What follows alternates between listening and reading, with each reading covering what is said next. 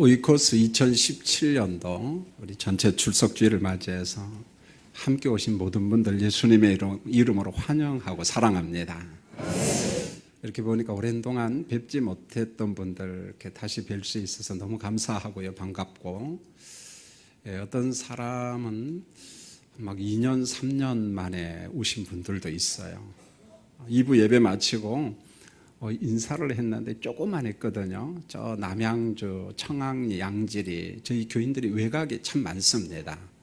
뭐 하계동, 중계동, 상계동, 뭐 그뿐만 아니라 경기도 오산, 그다음에 뭐 경기도 강주, 뭐 김포, 일산, 뭐 남양주 이렇게 많이 있는데 이만했던 애들이 막 벌써 이렇게 크고 어떤 애는 제대했대 벌써요. 얼마나 반가운지요. 참 어색할 수 있습니다. 오래간만에 보니까 옆에 있는 사람 누가 계신가 한번 인사했으면 좋겠어요. 반갑습니다. 네, 반갑습니다.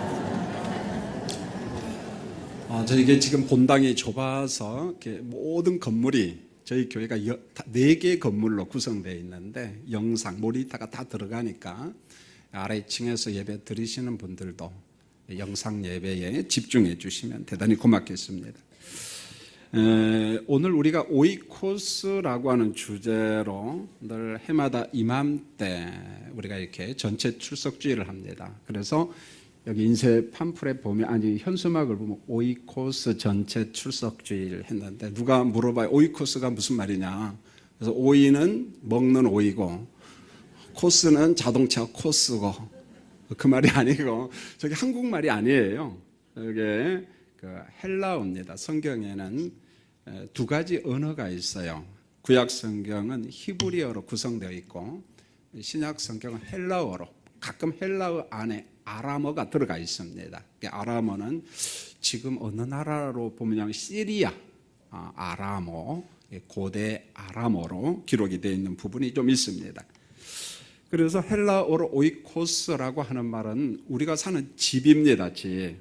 특별히 그 집에 살고 있는 사람, 좀 더 깊이 말하면은 사람은 육체와 영혼으로 구성되어 있는데 그 사람의 영혼, 그런 개념이거든요. 그래서 우리가 오이코스 운동이라는 말은 내가 사랑하는 사람, 그 누구겠어요? 부모님이고 자녀죠. 그다음에 내가 친한 친구, 또 직장 동료, 늘 만나는 사람, 그런 사람을 초청해서 함께 예배드리자. 이게 바로 오이코스 운동입니다. 오늘 오이코스 운동에 오신 여러분들 정말 감사하고요. 혹시 그동안 여러분들 교회에 대한 이런 시각이 있다면 좀 바꿔주셨으면 합니다. 교회는 잘난 사람, 도덕적으로 막 훌륭한 사람만 모이는 곳이 아니고 그 반대입니다, 사실은요. 그래서 초대 교부 가운데 교부라고 하는 말은 교회 아버지다, 그런 말인데, 오리겐이라고 하는 설교를 참 잘하는 유명한 학자가 있었는데 그분은 교회를 이렇게 말했어요. 교회는 어떤 곳이냐, 개인병원과 같은 곳이 아니라 종합병원과 같은 곳이다. 여러분, 종합병원에 가면 환자의 종류가 어디요? 정말 다양하잖아요. 보면은요, 정말 다양합니다. 그 말은 교회는 도덕적으로 윤리적으로 흠이 없고 깨끗한 사람만 오는 곳이 아니라 정말 병든 사람, 마음의 갈등과 세상에 넘어진 사람, 지친 사람, 그들이 와서 하나님의 말씀으로 위로받는 곳, 바로 그게 교회입니다. 저는 어제 야외 무대에 서서 제가 유행가를 불렀습니다. 목사가 놀라지도 않네. 무슨 목사가 유행가를 부르냐. 우리 동네에 제가 참 사랑하고 오고 가면서 저를 정말 친절하게 맞아준 우리 김영수 선생님이 있는데 사회봉사를 참 많이 해요. 그래서 석관 초등학교 운동장에서 동네 어르신들을 모시고 위로를 해요. 그러니까 대한적십자사의 산하단체로 무슨 한마음 사랑, 그런 공동체가 있는 것 같아요. 그래서 동네 어르신들이 있으니까 저도 석관동 사람이니까 한번 가야겠다. 가서 보니까 어른들이 많이 왔어요.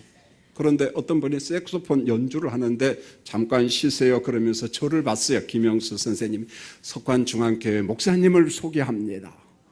그래서 제가 그 노래하는 위에 올라갔잖아요.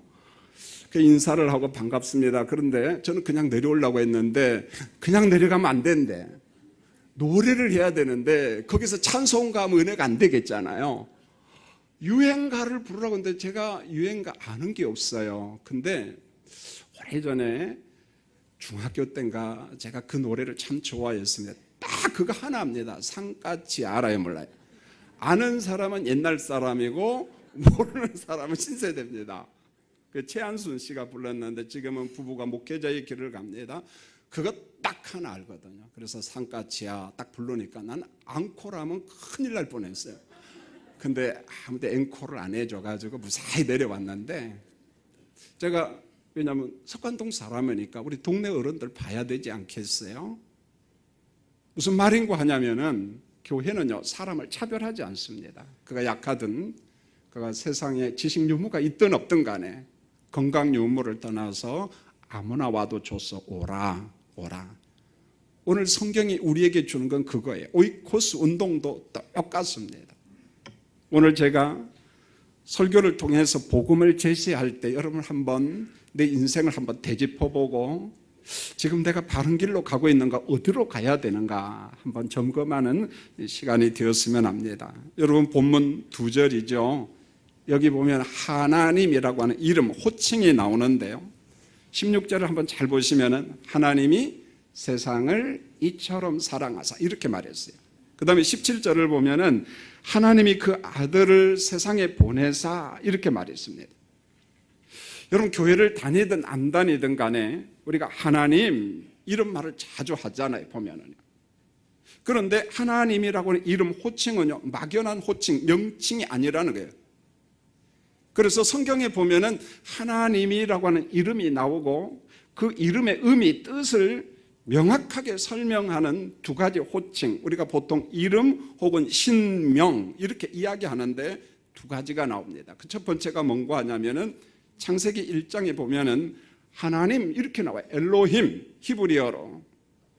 그래서 창세기 1장 1절에 보니까 태초에 하나님이 천지를 창조했다, 하늘과 땅을 창조했다, 그런 말이거든요. 천지. 그저 성경은 단순하게 천지 그렇게 말하지만은 성경은 구체적으로 이야기합니다. 해와 달과 별을 창조하고, 여러분 별도 우리가 보이는 별도 있지만 보이지 않는 은하계가 있잖아요. 아직도 과학자들이 그래요. 발견치 못한 은하계가 무진장하게 많다는 것입니다. 여러분 이뿐만 아니라 우리가 살고 있는 지구를 보세요. 씨 맺는 채소가 있고 열매 맺는 나무를 창조하시고, 이뿐만 아니라 시간과 역사를 창조했어요. 그래서 성경의 시간은 순환적 시간이 아닙니다. 직선적 시간이에요. 하나님이 창조한 처음 시간이 있고 종말의 끝점이 있고 새하늘과 새 땅, 하나님의 나라가 있다. 성경에서 그렇게 말씀하고 있습니다. 역사를 창조하신 하나님, 시간을 창조했어요. 자, 이뿐만 아니라 인간들이 먹고 살 수 있는 생물, 모든 의식주를 준비하시고, 그리고 맨 마지막에 인간을 창조하신 하나님. 그래 우리가 성경을 읽다가, 오늘 제 설교를 듣다가, 혹은 여러분들이 어떤 책을 읽다가 하나님 이렇게 나오면은 히브리어로 엘로힘, 보통 장엄 복수형이라고 이야기하는데 이게 무슨 말이냐면 단순하게 이해하면 좋아요. 성경을 읽다가 설교를 듣다가 하나님, 엘로힘 나오면 하나님은 우주와 만물과 인간을 창조하신 하나님, 그렇게 알면 돼요. 하나님은 누구냐? 우주와 만물과 인간을 창조하신 하나님. 여러분 두 번째로 창세기 2장과 3장에 보면은 여호와 하나님 이렇게 나와요. 옛날에 아마 여의도 순복음교회 나가셨던 분들은 조용기 목사님께서 야훼 하나님 그런 말 들어봤을 거예요. 야훼. 여러분 여호와라는 말이 히브리어 야훼 이런 말이거든요.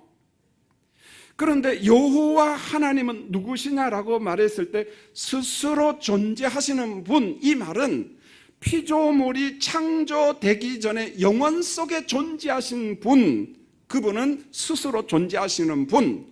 뭔가 좀 저 멀리 계시는 것 같잖아요. 그러나 스스로 존재하신 하나님께서는 동시에 자기 백성에게 말씀하신 하나님, 신학적인 용어로는 계시하신 하나님, 이 말은 말씀과 더불어 우리에게 다가오시는 친밀하신 하나님, 그런 의미가 담겨져 있어요.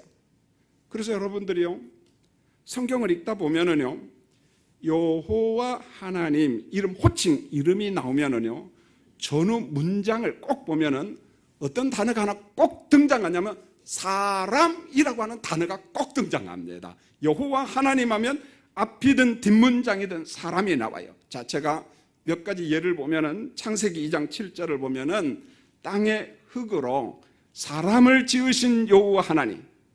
자, 하나님께서 누구를 지었다고요? 사람. 여러분 창세기 2장 15절을 보면은 여호와 하나님은 사람을 에덴 동산에 두어 그것을 경작하게 하심. 여호와 하나님은 누구를? 사람을.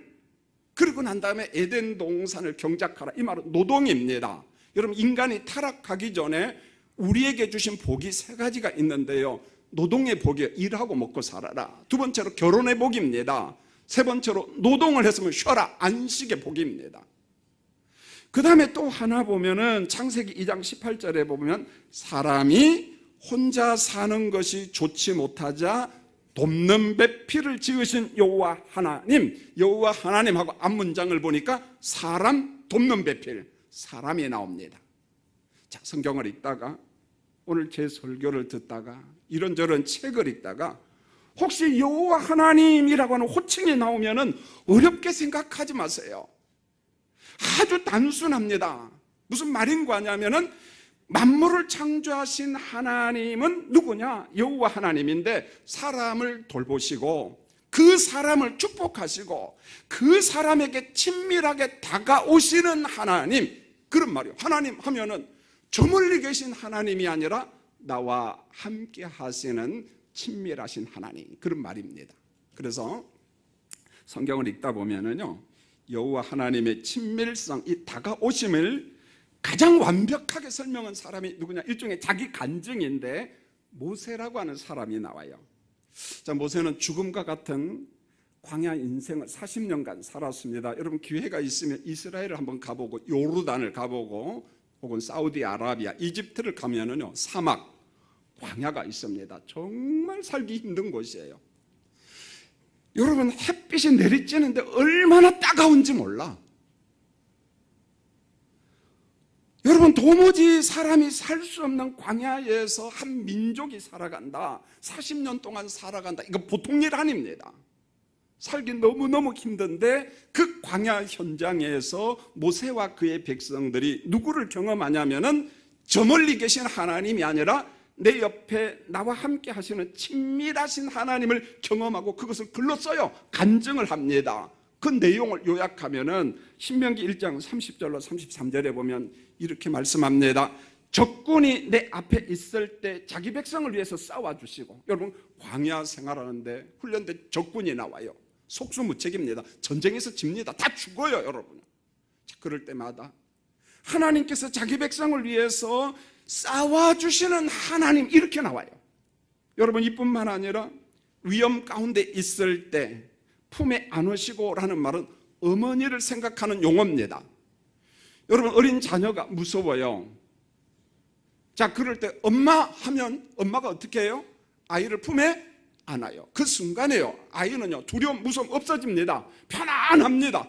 그 속에서도 잡니다. 이게 무슨 말일까요?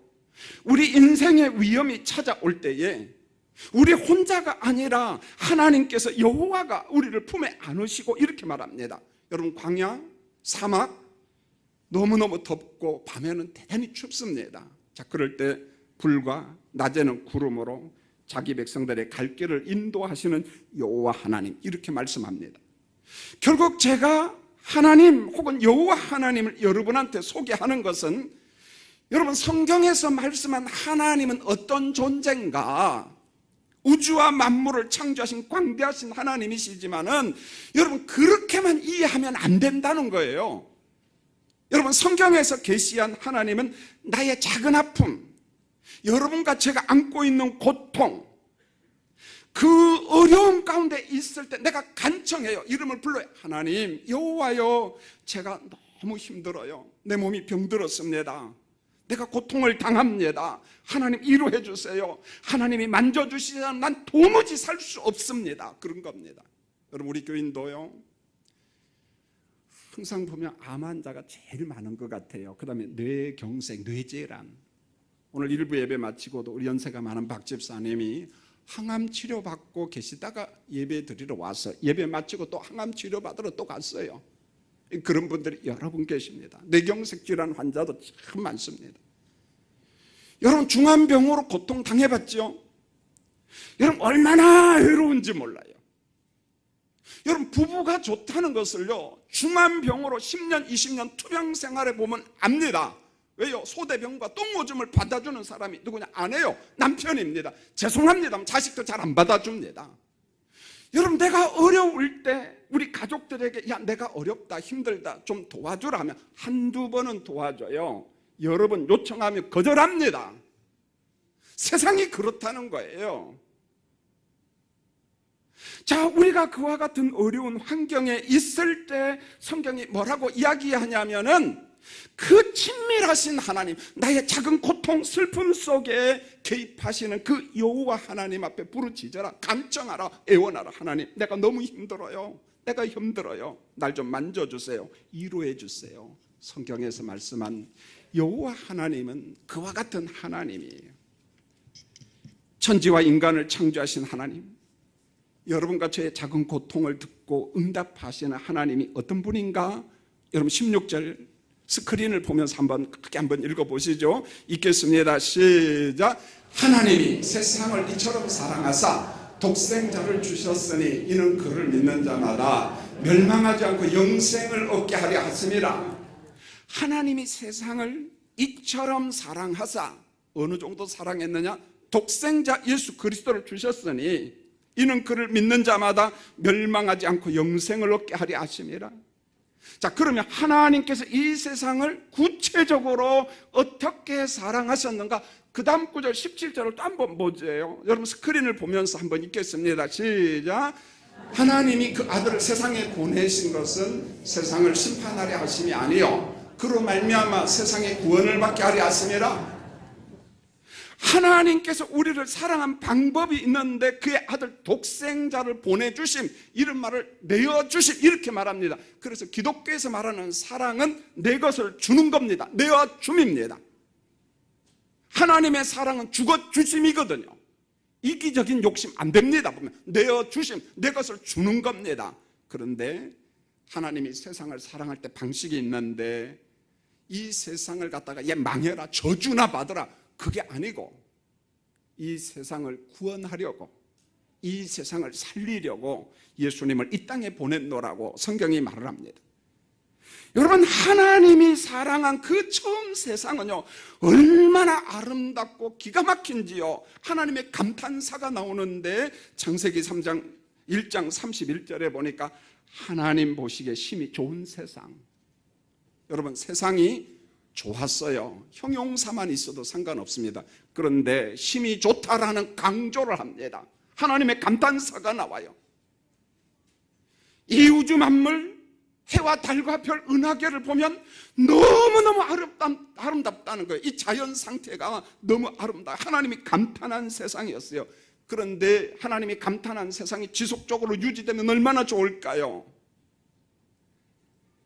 그러나 인류의 대표인 아담과 하와가 하나님이 정하신 실정법을 위반합니다. 죄를 범함으로 말미암아 감탄하는 세상이 탄식하는 세상으로 바뀌었습니다.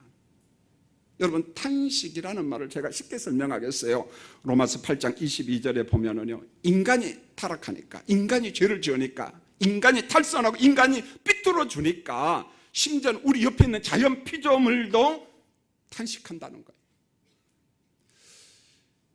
여러분 중랑천 자주 가죠? 전 중랑천 그 걷기를 합니다. 정말 중랑천에요 잉어 얼마나 많은지 몰라요. 행복해요. 아마 이 중랑천에 잉어가 죄송합니다만은 뭐 미얀마나 캄보디아 같은 데 있으면 저 다 잡아먹었을 거예요 아마. 근데 잡아먹는 사람 없습니다. 어마어마하게 큽니다. 여러분 우리가 볼 때 멀쩡하게 보이는데 오늘 성경대로 물고기를 제가 의인화하면 무슨 말이냐면은, 무슨 소리냐 김 목사야, 미치겠다 죽겠다 그래. 왜요? 사람들이 환경 오염을 시키니까 물고기도 힘들다는 거예요. 살기가 힘들다는 거예요, 여러분. 여러분 보세요. 성경은 인간을 낙관적으로 보지 않아요. 인간의 죄 때문에 물고기도 힘들고 자연 생태계도 힘들어요. 신기합니다. 사람이 들어가면 자연은 파괴가 돼. 관리하고 보존해야 되는데. 그런데 사람이 좀 덜 들어가네요. 은흥이 한번 가보세요.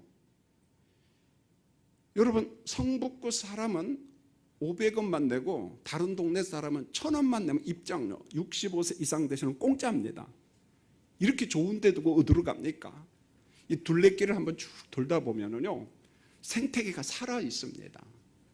꽃에 군락지가 있어요, 서울 땅에. 여러분, 이끼류가 있어요, 식물이. 저절로 감탄사가 나와요. 막 그런 것 같아요. 꽃들이, 나무들이, 이끼가 참 아름다워라. 사람이 들어가지 아니하니까 생태계가 살아, 자연 환경이 살아. 그런데 사람이 자꾸만 들어가면 자연 상태가 파괴가 된다는 거예요. 오늘 인간이 타락하니까 심지어 피조물도 탄식한다, 성경이 이렇게 말씀하고 있어요. 그러면은 왜 이런 절망과 탄식이 우리에게 왔는가? 성경은요, 사람들에게 축복을 주시되 생명나무 열매를 먹고 말씀에 순종하고 영생하는 복을 얻으라. 이게 성경이 우리에게 주신 축복입니다. 그런데 참 묘한 게요, 사람이 하나님의 말씀대로 순종하고 영생하는 복을 누리고 축복을 받으면 얼마나 좋아요. 그런데 꼭 반대로 가. 여러분 집에 그런 자녀 있지요? 중학교 2학년이 제일로 반대로 간대. 보니까 무서운 중학교 2학년 그러는데 참 말을 안 듣는다는 거죠. 사람이 그래요. 하나님이 명하신 금지 명령법을 엄합니다. 그게 이렇게 나와요. 창세기 2장 17절, 선악을 알게 하는 나무의 열매를 먹지 말라. 생명나무 열매를 먹고 그 대신 선악을 알게 하는 나무 열매를 먹지 말아라. 내가 먹는 날에는 반드시 죽을 법입니다. 법. 이게 여러분, 첫 번째 사람 아담은요, 홀로 한 사람이 아니라 인류의 대표자로서 아담입니다. 땅에 있는 모든 사람은 아담에게 속한 사람. 성경은요, 의외로 족보를 강조합니다. 요즘 현대인들은 뭐 족보가 중요하냐? 그렇지 않아요. 사람이기 때문에 부모가 있고 할머니, 할아버지가 있고 조상이 있는 거죠. 족보가 대단히 중요합니다. 여러분, 어제 속한 초등학교에 가니까 시의회 의원, 구의회 의원들이 왔더라고요. 인사하고 어느 분이 그래요, 목사님 명함 하나만 얻으면 좋겠네요. 예, 제 명함 하나 드리죠. 근데 딱 하시는 말이 그거예요. 기자 쓰네요. 김자, 기자, 선자. 혹시 터기자 써서? 예, 터기자입니다. 난 경주 김씨의 터기자를 씁니다. 그러니까 그 다음 말이, 학렬이 우리 아버지하고 똑같대. 그러니까 시의원들은 그분에 비해서 난 누굽니까? 삼촌이야. 그러니까 인사차 오신다고 이야기했어요. 오시라고 이야기했죠. 왜? 아버지하고 학렬이 똑같은데 와야지. 안 오면 안 되죠. 무슨 말이냐? 족보가 중요하다는 거예요. 나는 누구에게 속해 있다는 말입니다. 자, 올라가 보면은 성경이 뭐라고 이야기하냐면, 우리는 첫사람 아담 안에 속한 사람, 이렇게 말해요. 첫사람 아담 안에 속한 사람, 이렇게 말합니다. 그런데 그 아담이 하나님의 금지 명령을 범했어요. 우리가 보통 실정법을 범했다, 이렇게 말해요. 법령어로. 그래서 로마서 3장 23절은 아담에게 속한 모든 사람이 죄를 범하였으며 하나님의 영광에 이르지 못하더니, 그리고 로마서 6장 23절에 죄의 싹은 사망, 이렇게 말합니다. 죄의 열매, 죄의 결과가 뭐냐? 사망. 그런데요, 성경에서 말씀한 사망은요, 세 가지로 나와요. 우리는 보통 사망 하면은 육적인 죽음, 호흡이 멈추는 거, 이것만 이야기하잖아요. 그렇지가 않습니다. 성경은 세 가지 사망을 이야기합니다. 첫 번째가 영적인 사망. 하나님과의 교제 관계가 단절됐다, 끊어졌다는 거예요. 삼위일체로서 하나님 밖에 있다, 나 하나님 모른다, 안 믿는다, 이것을 영적 사망이라고 이야기합니다. 두 번째는 우리가 경험하는 거예요. 육적인 사망. 호흡이 멈추는 겁니다. 여러분, 목회자가 장례식을 참 많이 치러요. 사람 시신도 많이 만줍니다. 여러분, 죽음을 많이 목격하기 때문에 죽음에 대해서 준비하고, 정말 이 죽음을 무시하면서 어떤 권력과 돈에 도취돼서 살아가는 사람은 불쌍해요. 아니야, 저게 인생의 전부가 아닌데, 저렇게 살면 안 되는데. 히브리서 9장 27절에 한 번 죽는 것은 사람에게 정한 것이, 우리 한 번 다 죽는다. 다 죽는다. 세 번째, 이게 문제입니다. 둘째 사망이라고 나와요. 계시록 20장 14절로 15절 말씀해 보니까 하나님의 생명책에 이름이 없는 영혼들 들어가는 게헨나, 불못이라는 말입니다. 하나님의 심판이 둘째 사망에 나와요. 그런데 제가 오늘 여러분에게 요한복음 16장, 하나님이 세상을 이처럼 사랑하사, 이 설교를 하고 있거든요. 그러면은 하나님께서 우리가 살아가는 세상을 어떻게 사랑하느냐, 하나님과 단절된 사람들에게 기쁜 소식, 굿뉴스, 좋은 소식, 복음을 전해주고 있는데, 그 복음의 내용이 뭐냐? 정말 단순합니다. 하나님은 교회를 통해서 사람들에게, 여러분에게 구원의 복음, 생명의 복음, 사랑의 복음을 우리에게 전해주고 있다는 거예요. 그런데 그 복음의 통로가 누구냐? 위로부터 땅에 오신 예수 그리스도, 위에서 땅에 오신 예수 그리스도. 왜 이 말을 하냐면, 헬라 철학은요, 이원론적 구조입니다. 영은 선하고 육은 더럽다. 그래서 하늘은 깨끗하고 선하고 땅은 더럽다. 그렇게 봐요, 헬라 철학자들은. 헬라 철학의 구조는, 그 헬라 철학의 구조를 가지고 우리에게 설명하는 거예요. 인간에게 이런 이원론적 구조가 있거든요. 그러니까 하나님의 나라 세계로부터 예수님께서 이 땅에 왔다, 흑암 땅에 왔다. 왜 왔느냐? 건지러 왔다는 거예요. 그래서 땅에 있는 사람을 다시금 하나님께로 가는 길을 만드셨는데, 그 길이 누구다고? 예수 그리스도. 그래서 요한복음 14장 6절에 보니까 예수님 말씀합니다. 내가 뭐라고요? 내가 길이요, 내가 곧 진리요, 내가 곧 생명이요. 여러분, 여기에서 길은 단순히 길, 도자를 써가지고 말씀, 그런 개념 있지만은 더 중요한 것은 말 그대로 살아가는 길, 생명의 길이 누구냐? 땅에서 하나님의 나라로 가는 길이 누구냐? 그리스도다, 예수다. 이걸 말씀하고 있습니다. 길 대신 예수 그리스도. 여러분, 우리 주변에도 보면은 신생중앙교회도 있고, 맑은샘 강청교회도 있고, 경동 순복음교회, 우리 교회, 크고 작은 교회들이 참 많습니다. 지상교회가 왜 만들어지고 왜 있는가? 자, 어느 때는 칭찬도 받지만 어느 때는 부정적인 소리도 받는 지상교회가 무엇 하려고 있는가? 여러분요, 교회가 존재하는 것은요, 이미 죽은 영혼들, 죽은 사람들에게는 할 일이 아무것도 없습니다. 그건 교회 영역이 아니야. 교회가 할 일이 아니야. 오직 교회가 할 수 있는 영역은 어디냐면, 지금 살아있는 사람들, 우리 가족, 내 형제, 내 친구들, 바로 그들에게 생명의 복음, 영생의 복음, 길 대신 그리스도를 전하도록 교회가 존재합니다. 영생의 복음이 필요한 것은 저 세상이 아니에요. 저 세상은 교회 밖의 영역이야. 어디냐면 이 땅, 지금 우리가 살고 있는, 살기가 좀 벅차고 경쟁하는 사회, 희노애락이 있고 죽음과 고통이 있지만 그럼에도 불구하고 교회가 왜 존재하느냐? 바로 이 땅에 있는 여러분과 저를 위해서, 이 땅에 살고 있는 사람들, 그들에게 복음을 전하기 위해서 존재합니다. 만약에 영원한 영생과 영벌의 불못이 없다면 지상교회는 존재할 이유가 없습니다. 지상교회가 왜 필요합니까? 그러나 영원한 생명의 나라가 있고 둘째 사망, 영원한 불못이 있기 때문에 교회가 그 복음을 제시하기 위해서 존재하는 거예요. 교회 갑시다, 예수 믿으세요, 간청합니다. 어느 때는 애원을 합니다. 제 친구 목사님이요, 러시아 사할린에서 선교를 합니다. 25년째. 근데 25년 동안 있어 몸이 다 망가졌어요. 왜 망가졌는가? 겨울 되면은요, 마이너스 40도래요. 근데 거기에서 한국 사람이 한 20년, 25년 살다 보니까 막 심장이 쪼여오는데, 추우면은 그래도 한인 3세, 한인 4세, 한인 5세들이요. 자, 그분들의 슬픈 애환은요, 사흘년에 한번 가보세요. 정말 눈물이 저절로 납니다. 얼마나 고통을 당했는지요. 그들에게 복음을 전하고 러시아 사할린 사람에게 복음을 전하는데, 어느 날 계명대학교 부석병원 동산병원에 병원 원장이 사할린 선교를 갔는데, 목사님을 딱 보고 심장 검사를 하니까 판정이 나왔어요. 당신 살고 싶으면 한국으로 곧 돌아오라고. 그러면 살고 살 일이 있으면 계속 죽는다는 거예요. 왜? 그 친구가 그래요. 새벽에 차를 몰고 교인들을 모시러 가면은요, 막 마이너스 30도, 마이너스 40도가 되면 막 심장이 쪼여 오는데 막 죽을 지경이라는 거예요. 친구들도 그래요. 와라, 돌아오라. 근데 내가 사랑하는 이 교인들, 러시아 사할린 사람을 두고 어떻게 오냐? 죽겠다는 거예요. 그게 이제 우리는 그래요. 네 알아서 하라 그래요. 보면은요. 왜 갑니까? 멍청합니까? 대학원까지 나와가지고요.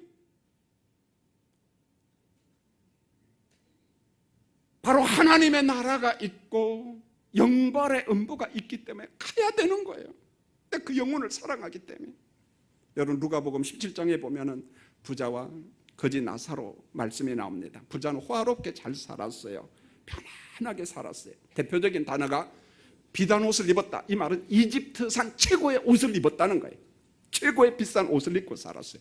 그런데 반대편 사람이 등장하는데 나사로입니다.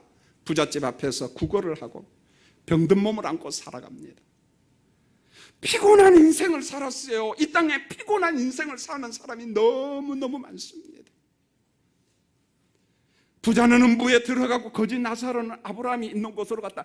아브라함이 있는 곳으로 갔다는 말은 아브라함이 소유한 하나님의 나라를 소유했다, 그런 말이요. 여러분 여기에서 대단히 조심해야 되는 게, 세상을 흑백 논리로 보면 위험합니다. 부자는 지옥에 가고 가난하니까 천당에 가고 천만의 말씀이요.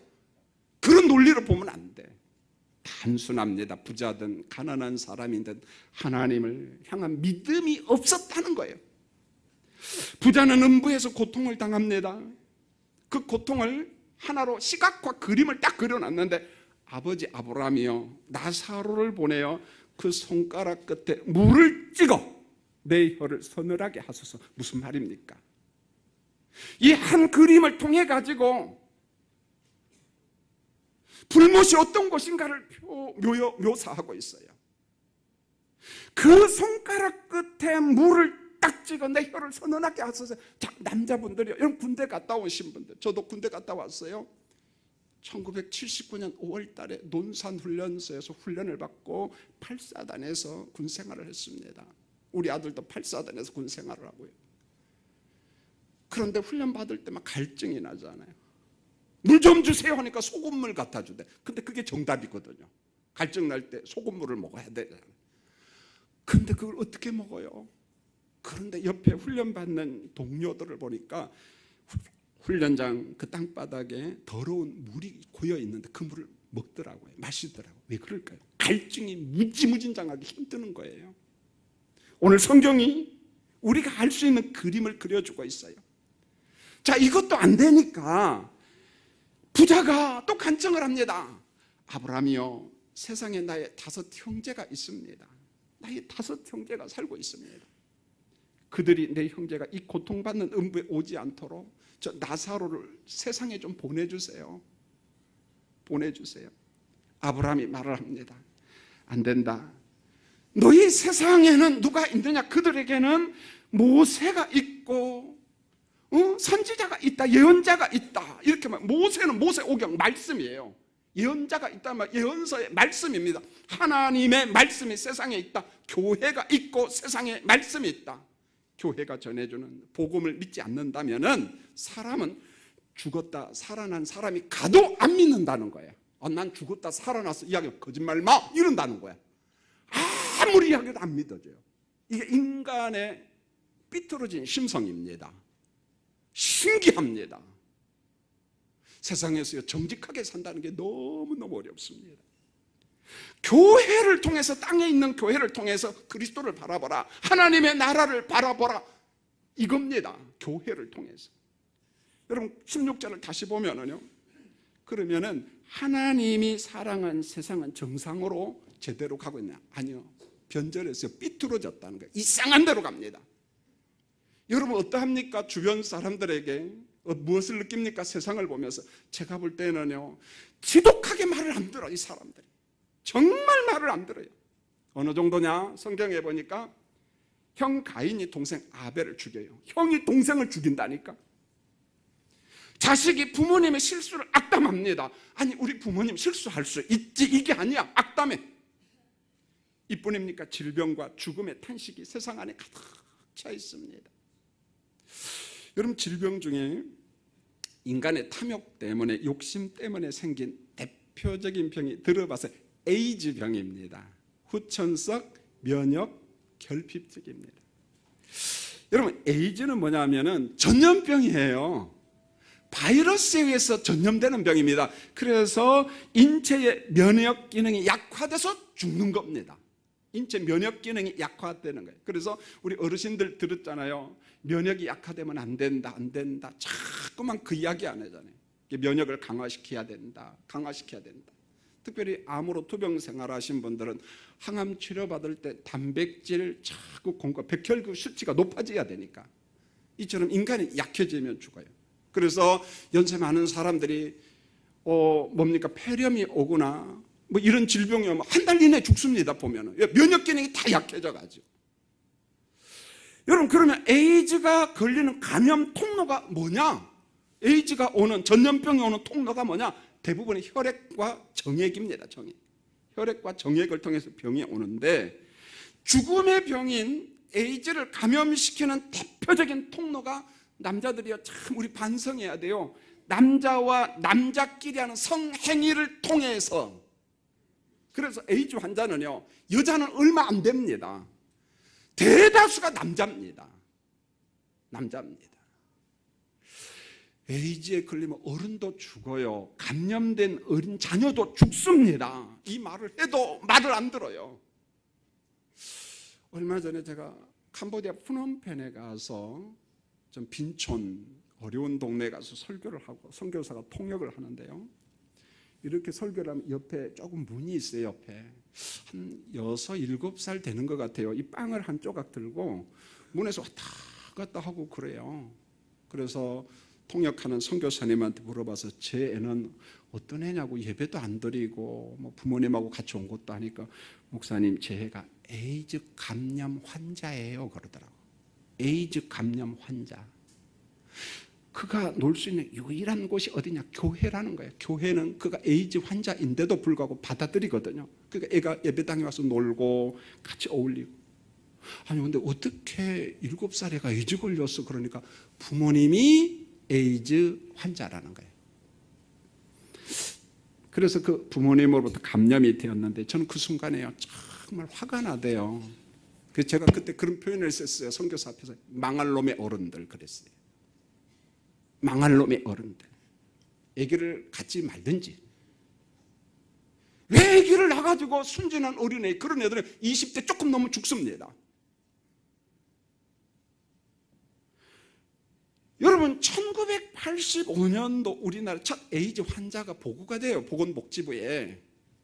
그런데 5년 후인 1990년대 52명으로 늘어나요. 2000년대 219명이 돼요. 2016년도 작년에 11,000명 에이즈 환자가 나와요. 공식적으로 보고된 사람이요, 보고 안 된 사람까지 하면 더 많습니다.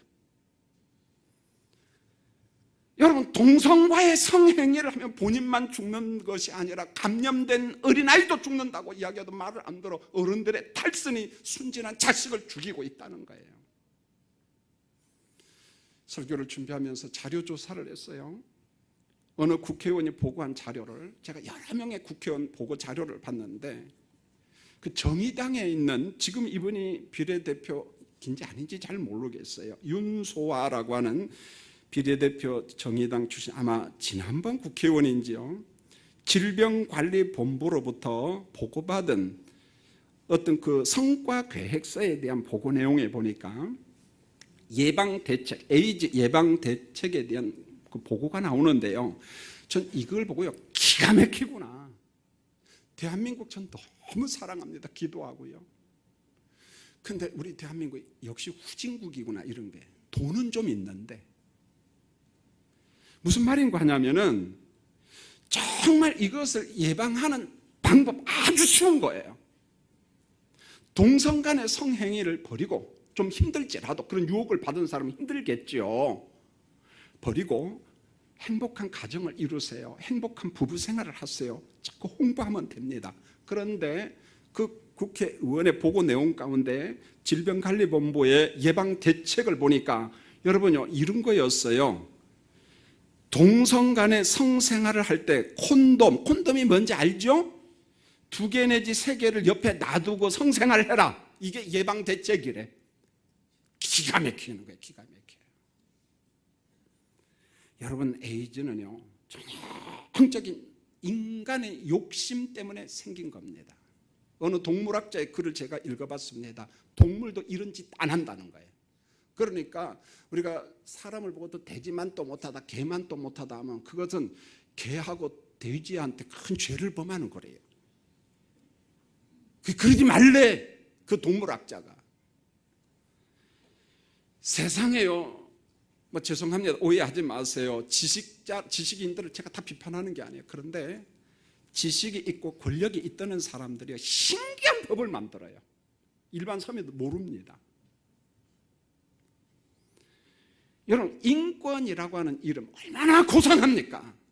사랑이라고 하는 이름 얼마나 멋진 겁니까? 그러면은 지식 있는 사람이 홍보해서 에이즈 환자가 점점점 줄어들어야 하는데 전 세계는 줄어들어요. 전 세계 에이즈 환자가 크게 300만 명에서 200만 명으로 줄었어요. 근데 유일하게 막 폭발적으로 증가하는 데가 어딘 줄 아세요? 자랑스러운 대한민국. 대한민국이 그렇다는 거야. 그런데 이걸 방조하는 대표적인 사람이 누군지 죄송합니다. 지식인들, 권력 있는 사람들. 저는 이걸 그 삐뚤어진 지식, 삐뚤어진 인권, 삐뚤어진 사랑, 이게 사람이에요. 인간의 죄성이 이렇게 심각합니다. 인간의 탐욕과 고통과 사망이 있는 세상에 예수님을 보내주셨어요. 내어주심의 사랑. 말씀합니다. 그를 믿는 자마다, 그리스도를 믿는 자마다, 십자가에 죽어주신 예수님을 믿는 자마다 멸망치 않고 영생을 얻게 하려 함이라. 안 죽고 영생한다. 마태복음 11장 28절에 예수님의 초대장 편지가 나와요. 여러분 스크린 보고 한번 읽어보시죠. 여러분을 초청합니다. 저를 초청하고 있어요. 한번 읽겠습니다. 시작. 수고하고 무거운 짐진 자들아 다 내게로 오라. 내가 너희를 쉬게 하리라. 우리가 살아가는 이 인생 얼마나 수고스러운지 몰라요. 이렇게 설교하는 김 목사도 20년째 병원 생활을 하고 있어요. 수술을 받고 응급실에 실려가고. 저도 병원 안 가고 싶어요. 약 안 먹고 싶어요. 질병의 수고가 있어요. 가난 1, 2년은 참겠어요. 10년, 15년 지긋지긋합니다. 이것뿐입니까? 자식 때문에 고통당하고 또 인간관계 때문에 고통을 당하고. 영적인 고통이 있는가 하면 정서적 결핍. 옛날보다 훨씬 잘 먹고 잘 살아. 다이어트 해야 돼. 그런데 웬걸 정서적으로는 너무 힘들어. 살맛 안 나. 이야, 인생 허무하구나. 허무하구나. 그런데 성경은 말씀합니다. 허무한 사람들에게 초청합니다. 초청합니다. 제가 전자 에이즈 이야기하고 동성애 이야기했는데 얘 죽일 놈들아 그 말 하려고 제가 그 설교한 거 아니에요, 여러분. 의지 가지고 안 돼. 그런 사람들도 와라. 교회가 그 사람들 정죄하고 판단하는 게 아니올시다, 여러분요. 단 교회가 반대하는 것은 그런 잘못된 법을 통과시키지는 말라는 거예요. 단 와라. 한번 예수 안에서 한번 해답을 찾자, 정답을 찾아보자는 거예요. 내가 못하는 것, 내 의지 가지고 안 되는 것 한번 그리스도 안에서, 성령 안에서 한번 해결해보자. 정답을 찾아보자. 여기 김 목사가 뭘 합니까? 우리 석간중앙교회가 뭘 합니까? 여러분을 초청해서 예수 만나게 하고 그리스도 안에서 한번 고민해 보자는 거예요. 이 답답한 문제, 무거운 짐을 한번 해결해 보자는 겁니다. 그 정답이 어디에 있냐? 예수 그리스도에게 있다는 거예요. 성령 안에 있다는 것입니다. 이겁니다. 이제 말씀을 맺겠습니다. 여러분들 어떻게 살아갑니까? 참 힘들 거예요. 여러 가지 슬픔과 고통이 있을 겁니다. 어느 때는 울어야 되고, 여러분 혼자 해보려고 몸부림쳤다면 이제는 예수님과 좀 함께 몸부림쳤으면 좋겠어요. 목사님, 저 다음 주에는 안 오려고 하는데요. 알아서 하세요. 왜냐면 제가 또 초청할 테니까. 제가 석관중앙교회 있는 동안은 계속 초청, 초대. 왜요? 제가 해야 될 사명이 그것밖에 없습니다. 복음을 들려주고 예수 믿으세요. 예수 믿으세요. 오늘 이곳에 오신 여러분들 정말 사랑합니다. 간청합니다. 우리 인생의 정답이신 예수를 꼭 믿으시는 여러분 되시기를 원합니다. 꼭 우리와 함께 예수 믿고 이 교회에 머물면서 서로 위로하고 격려하는 우리가 되었으면 합니다. 기도하겠습니다. 하나님, 이 종이 이런저런 설교했지만은 전 부족하고 사람들 설득할 재주가 없습니다. 성령 하나님, 오늘 이곳에 오신 우리 남녀노소 모든 사람들, 그들의 무거운 짐을 알잖아요. 슬픔과 고통을 알잖아요. 오, 예수님 대신 짊어지시옵소서. 그리고 그 아픔에서 벗어나기를 원합니다. 우리 인생의 정답이요, 하나님의 나라 길 대신 진리요 생명 대신 예수 그리스도를 우리 마음속에 영접하도록 도와주시옵소서. 예수님의 이름으로 기도합니다. 아멘.